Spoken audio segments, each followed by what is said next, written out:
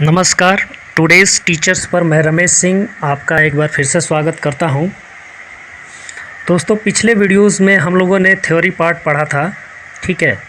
आज के वीडियो में हम पढ़ेंगे 25 महत्वपूर्ण प्रश्न। टोटल हैं 100 क्वेश्चंस, लेकिन हम लोग एक एक भाग करके पढ़ेंगे, जिसमें एक एक भाग में 25-25 प्रश्न हम लोग पढ़ेंगे, 4 भाग पढ़ेंगे, ठीक है। तो चलिए आज का ये वीडियो शुरू करते हैं। और ये वीडियो शैक्षिक प्रबंधन एवं प्रशासन से संबंधित है, जो कि प्रधानाध्यापक के लिए है, ठीक है। जूनियर एडेड प्रधानाध्यापक के लिए है। तो चलिए ये वीडियो हम आज शुरू करते हैं।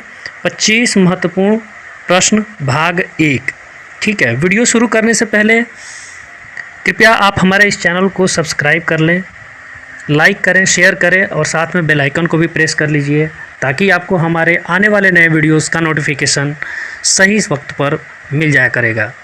तो चलिए शुरू करते हैं आज का ये वीडियो। देखिए, पहला प्रश्न है, भगदड़ जैसी आपदाएं होती हैं, ठीक है। भगदड़ जैसी आपदाएं कब होती हैं? जागरूकता से होती हैं, कुप्रबंधन से होती है, या कड़ाई होने से होती है, या अधिक सुविधाओं से होती है? किस वजह से हो सकती हैं? तो इसमें जो सबसे एप्रोप्रिएट ऑप्शन है वो है कुप्रबंधन से, ठीक है ना। कुप्रबंधन, जहाँ पर कुप्रबंधन से मतलब कि जहाँ पर प्रबंधन अच्छा नहीं है, ठीक है ना। प्रबंधन वहाँ का अच्छा नहीं है, अस्त व्यस्त है, तो इस वजह से वहाँ पर भगदड़ जैसी आपदाएं हो सकती हैं, ठीक है। लेकिन अगर जहाँ पर जागरूकता है वहाँ पर भगदड़ जैसी आपदाएं नहीं होती हैं, न के बराबर होती है। जहाँ पर कड़ाई होती है, ठीक है ना, वहाँ पर भी न के बराबर होती है। अधिक सुविधाओं से जहाँ लैस है हर चीज़, वहाँ पर भगदड़ जैसी समस्याएं नहीं हो सकती हैं। तो जहाँ पर कुप्रबंधन है, या वहीं पर भगदड़ जैसी आपदाएं हो सकती हैं, ठीक है। तो इसलिए ऑप्शन नंबर 2 यहाँ पर सही है, पहला का, ठीक है। दूसरा प्रश्न है, कौन सी पाठ्य सहगामी क्रिया तर्क शक्ति का विकास करती है, ठीक है। तो इसमें कौन सी पाठ्य सहगामी का मतलब कि पाठ की जो भी हम लोग विषय पढ़ रहे हैं, ठीक है, जो भी सब्जेक्ट अगर हम लोग पढ़ रहे हैं किसी टीचर से, तो उसके साथ साथ कुछ पाठ्य सहगामी, यानी कि उस पाठ के साथ साथ जो क्रियाएं जो चलने वाली होती हैं, उसे पाठ्य सहगामी क्रिया कहते हैं। जैसे अभिनय हो गया, खेलकूद हो गया, ठीक है, निबंध लेखन, वाद विवाद, ठीक है ना। ये सारे के सारे पाठ्य सहगामी क्रियाएं हैं। और इसमें ये पूछ रहा है कि कौन सी पाठ्य सहगामी क्रिया तर्क शक्ति का विकास करती है। तो यहाँ पर जो सबसे एप्रोप्रिएट जो ऑप्शन है वो वाद विवाद है, चौथा नंबर ऑप्शन, ठीक है। तो ये पाठ्य सहगामी क्रिया वाद विवाद से तर्क शक्ति का विकास होता है। तो ऑप्शन नंबर 4 यहाँ पर सही है, ठीक है। अगला क्वेश्चन, शैक्षिक प्रबंधन का महत्वपूर्ण पक्ष है। कौन सा महत्वपूर्ण पक्ष है शैक्षिक प्रबंधन का? तो शैक्षिक प्रबंधन का जो सबसे महत्वपूर्ण पक्ष है इसमें, वो अनुशासन है, ठीक है। शैक्षिक प्रबंधन का सबसे महत्वपूर्ण पक्ष अनुशासन है। अनुशासन जहाँ पर नहीं है वहाँ पर किसी भी प्रकार का प्रबंधन कर लीजिए या प्रबंधन करिए। अगर अनुशासन नहीं है तो अनुशासन अगर वहाँ पर नहीं है तो कोई भी अपनी मनमानी करेगा। अपनी मनमानी से कोई भी, अगर बढ़िया से अगर आपने किसी चीज़ का प्रबंधन कर भी लिया है, अगर कोई वहाँ पर मनमानी करने वाला है या बहुत सारे लोग मनमानी करने वाले हैं, तो वो अस्त व्यस्त हो जाएगा। वहाँ पर सारे प्रबंधन बिगड़ जाएगा। हर चीज़ प्रबंधन किया गया, आपका सब चीज़ वहाँ पर वो लोग उनकी वजह से बिगड़ जाता है, ठीक है। तो यहाँ पर जो है आपका ऑप्शन नंबर दूसरा आपका सही है, अनुशासन। अनुशासन बहुत ज़रूरी है, तो ऑप्शन नंबर 2 यहाँ पर सही है। प्रश्न नंबर 4 देखते हैं, विद्यालय प्रबंधन में महत्वपूर्ण भूमिका होती है, किसकी होती है? विद्यालय प्रबंधन में सबसे महत्वपूर्ण जो भूमिका होती है वो किसकी होती है? छात्र छात्राओं की होती है, या प्रधान लिपिक की होती है, शिक्षक की होती है, प्रधानाध्यापक की होती है, किसकी होती है? विद्यालय प्रबंधन में सबसे महत्वपूर्ण जो भूमिका होती है वो प्रधानाध्यापक की होती है। वो अध्यापक प्रधान अध्यापक होता है वहाँ का। तो विद्यालय प्रबंधन में जो भी प्रबंधन विद्यालय का होता है वो प्रधानाध्यापक के अंडर में होता है, ठीक है। तो इसलिए उसकी महत्वपूर्ण भूमिका होती है। आगे प्रश्न है, राज्य हिंदी संस्थान कहाँ स्थित है?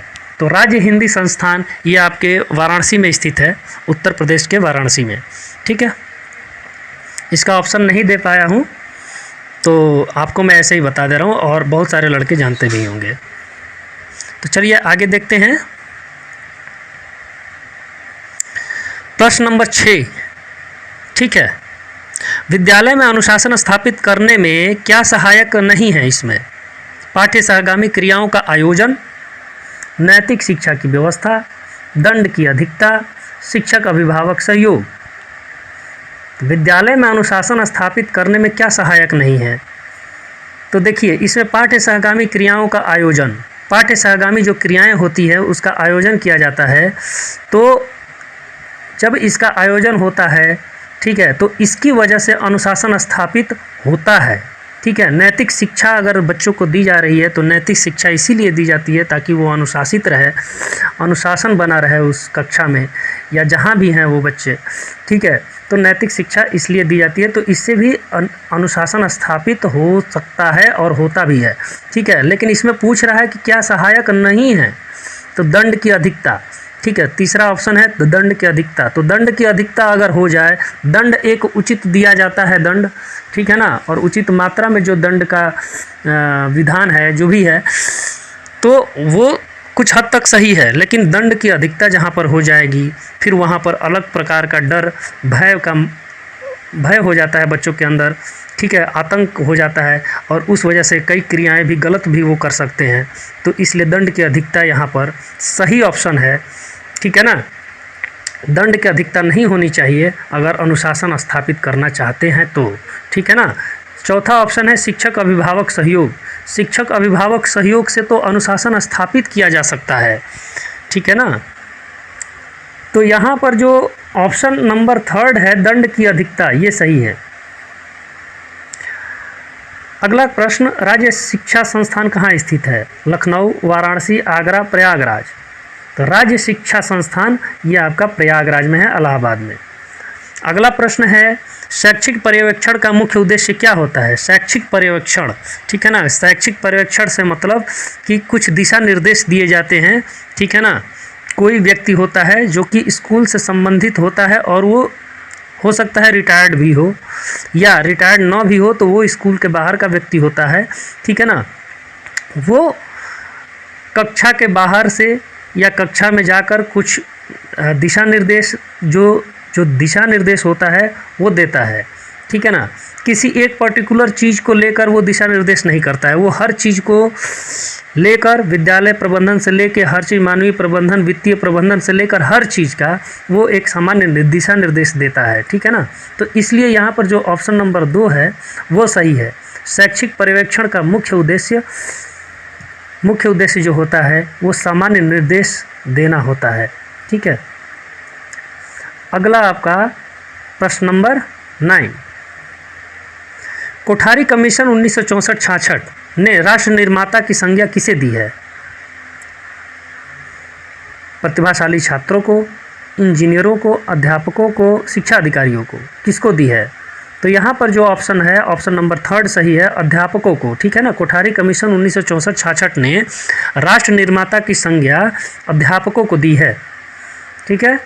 अगला प्रश्न है जिला स्तर की सर्वोच्च अकादमिक संस्था है, एकेडमिक संस्था, ठीक है ना, कौन सी है? डायट है, सीमेट है, एनसीईआरटी है, बीआरसी है, कौन सा है? तो इसमें जो है आपका डायट, ठीक है ना, जिला स्तर की सर्वोच्च अकादमिक संस्था है वो डायट है। अगला प्रश्न 11, कक्षा कक्ष एवं कक्षा कक्ष के बाहर सार्थक क्रियाकलाप को संपन्न कराने के लिए आवश्यक है टीएलएम बनाना, पेड़ पौधे लगाना, मैदान की स्वयं सफाई करना, योजना बनाना। तो कक्षा कक्ष एवं कक्षा कक्ष के बाहर की सार्थक क्रियाकलाप को संपन्न कराने के लिए योजना बनाने की ज़रूरत पड़ती है, ठीक है ना। तो ऑप्शन नंबर 4 यहाँ पर सही है, योजना बनाना। समस्या समाधान का प्रमुख अंग है, समस्या समाधान का प्रमुख अंग है अनुशासन प्रक्रिया, अधिगम प्रक्रिया, निर्णय प्रक्रिया, शिक्षण प्रक्रिया। तो समस्या समाधान के लिए जो सबसे महत्वपूर्ण है वो है आपका निर्णय प्रक्रिया, अर्थात तीसरा ऑप्शन यहाँ पर सही है। आगे है आपका एनसीईआरटी कहाँ स्थित है? चेन्नई में, लखनऊ में, नई दिल्ली में, कोलकाता में। तो एनसीईआरटी का जो मुख्यालय है वो नई दिल्ली में है, अर्थात यहाँ पर जो ऑप्शन नंबर 3 है ये सही है 13वां का। ठीक है, आगे है ग्राम शिक्षा समिति के गठन के लिए आवश्यक है, क्या आवश्यक है इसमें से? 1 महिला का होना, 2 महिला का होना, 3 महिला का होना, महिला का होना आवश्यक ही नहीं है। कौन सा ऑप्शन इसमें सही है? तो इसमें जो एप्रोप्रिएट जो ऑप्शन है, जो सही ऑप्शन है वो है आपका 1 महिला का होना आवश्यक होता है। ठीक है, कंपलसरी होता है। ठीक है ना। अगला प्रश्न, एनसीईआरटी, माफ़ी चाहूँगा, आगे देखते हैं।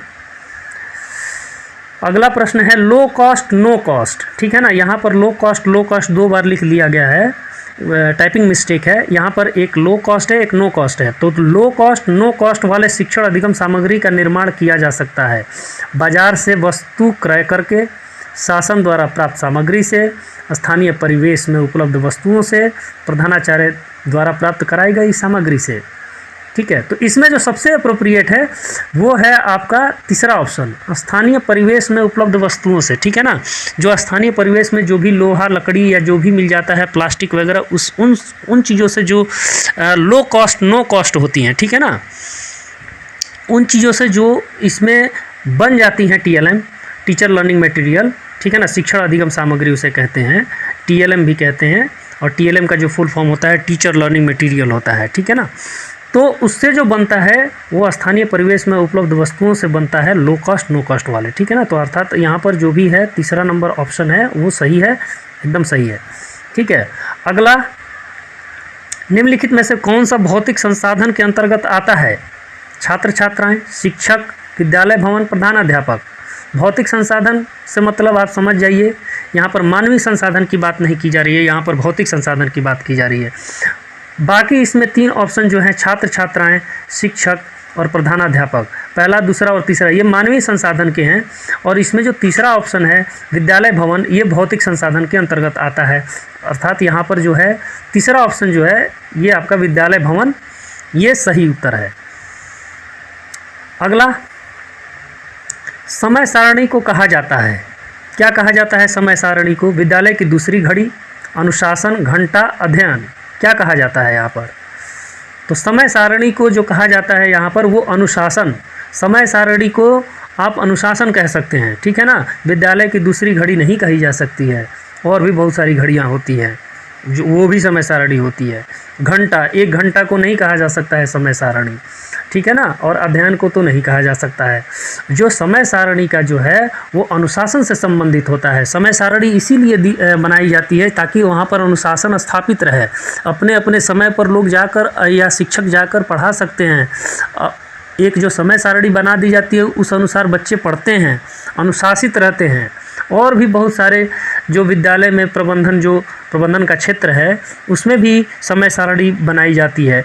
ठीक है ना, किस समय पर भोजनावकाश होगा, किस समय पर टीचर की कब मीटिंग होगी, किस डेट पे होगी, क्या होगी। ठीक है ना, तो वो हर चीज़ लेते हुए और उसमें समय सारणी को बनाया जाता है। तो अर्थात एक ही जो केंद्र बिंदु है वो है अनुशासन को केंद्र बिंदु मानकर ये सारी चीज़ें समय सारणी वगैरह बनाई जाती है। तो इसलिए समय सारणी को अनुशासन, या अर्थात यहाँ पर दूसरा ऑप्शन बिल्कुल सही है। ठीक है, अनुशासन। अगला क्वेश्चन है विद्यालय के अभिलेखों का मुख्य उद्देश्य क्या होता है? विद्यालय के अभिलेख जो होते हैं, जैसे रजिस्टर मेंटेन करना, हाजिरी वगैरह लगाना। ठीक है, टीचर्स आते हैं वो भी अपना हाजिरी मेंटेन करते हैं। ठीक है, रजिस्टर में। फिर उसके बाद बच्चों का जो है वो मार्कशीट हो गया। ठीक है, ये सारी चीज़ें अभिलेख के रूप में रखी जाती है, रजिस्टर में भी मेंटेन किया जाता है, और उन्हें प्रपत्र भी दिए जाते हैं मार्क्स के, फिर सर्टिफिकेट वगैरह। ये सारी चीज़ें अभिलेखों के अंतर्गत आती हैं। तो विद्यालय के अभिलेखों का मुख्य उद्देश्य क्या होता है? दंड का साक्ष्य, आवश्यक सूचनाओं का रखरखाव, अनियमितताओं की जानकारी, निरीक्षण में सहयोग। यहाँ पर सबसे अप्रोप्रिएट जो ऑप्शन है वो है आवश्यक सूचनाओं का रखरखाव। ठीक है, सूचना के लिए ही अभिलेखों का वहाँ पर अभिलेखीकरण किया जाता है, सूचना को रखने के लिए। ठीक है, ताकि भविष्य में काम आ सके। तो इसलिए अभिलेखों का जो मुख्य उद्देश्य होता है वो आवश्यक सूचनाओं का रखरखाव के लिए होता है। तो अर्थात यहाँ पर जो दूसरा ऑप्शन है वो बिल्कुल सही है। आगे देखते हैं समय सारणी। आगे है 19, ठीक है। राज्य शैक्षिक अनुसंधान और प्रशिक्षण परिषद का मुख्यालय कहाँ है? राज्य शैक्षिक अनुसंधान और प्रशिक्षण परिषद, ठीक है। यहाँ पर राज्य बोल रहा है, यानी कि SCERT, state council of research, sorry, ठीक है।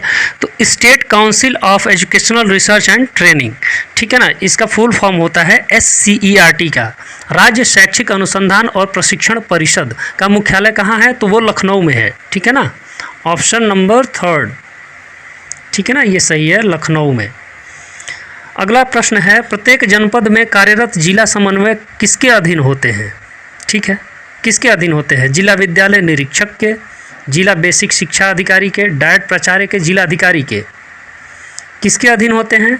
तो यहाँ पर जो ये समन्वयक जो होते हैं वो जिला बेसिक शिक्षा अधिकारी के अंतर्गत, ठीक है, उसके अधीन होते हैं। जिला बेसिक शिक्षा अधिकारी के अधीन होते हैं, अर्थात प्रश्न नंबर 20 का दूसरा ऑप्शन सही है, ठीक है। आगे पाठ्य सहगामी क्रिया कलापों के, या कलापू नहीं है, ठीक है ना, कलापों के संचालन का दायित्व किसको सौंपने चाहिए? पाठ्य सहगामी क्रिया, अभी मैंने आपको बताया पाठ्य सहगामी क्रिया मतलब कि आपके विषय के साथ साथ जो बाहरी क्रियाएं जो होती हैं या अंदर भी क्रियाएं हो सकती हैं, उसके साथ की क्रिया को पाठ्य सहगामी क्रिया होती है, ठीक है। तो संचालन का दायित्व किसको सौंपने चाहिए? शिक्षक को, अभिभावकों को, बच्चों को, जिला विद्यालय निरीक्षक को, किसको सौंपनी चाहिए? तो यहाँ पर पाठ्य सहगामी क्रियाकलापों के संचालन का दायित्व किसको सौंपना चाहिए? तो ये ऑप्शन नंबर यहाँ पर फर्स्ट, शिक्षक को, ठीक है ना, शिक्षक को सौंपना चाहिए। आगे है प्रश्न, इनमें से समय सारणी क्या दर्शाती है? बच्चों की अधिगम प्रक्रिया को, शिक्षक के शिक्षण प्रक्रिया को, प्रधानाध्यापक के नेतृत्व को और सभी क्रियाकलापों को। तो यहाँ पर जो समय सारणी है वो ऊपर तीनों जो ऑप्शन हैं सभी क्रियाकलापों को दर्शाती है, यानी कि ऑप्शन नंबर 4 सही है, ठीक है। आगे है,